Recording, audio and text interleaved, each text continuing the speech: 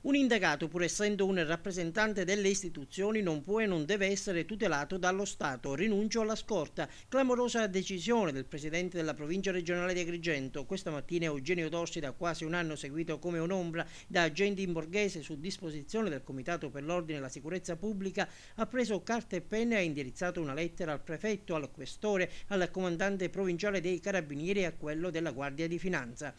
Ritengo questa mia scelta quanto mai opportuna e coerente, scrive. La vicenda giudiziaria che mi riguarda è intrisa di paradossi e contraddizioni che difficilmente potrebbero essere compresi dai cittadini. Non vedo, osserva ancora Dorsi, come i cittadini potrebbero comprendere ed accettare un paradosso tipicamente pirandelliano che si cala benissimo nella nostra realtà, che vede da un lato il presidente della provincia protetto e scortato dallo Stato, che secondo le accuse avrei ignobilmente tradito, e dall'altro essere indagato. I reati ipotizzati a suo carico da parte della Procura sono concussione, truffa, peculato e abuso d'ufficio. Appena 2 giorni fa è stato chiamato a dare spiegazioni sul suo operato, oggetto dell'inchiesta, ma lui, assistito dai suoi legali, ha scelto in questa fase come strategia difensiva la linea del silenzio. Già il silenzio, quello che lui a più riprese ha lamentato in ordine alle tante minacce di morte subite e all'atto incendiario che ha seriamente danneggiato la casa di famiglia a Marina di Palma,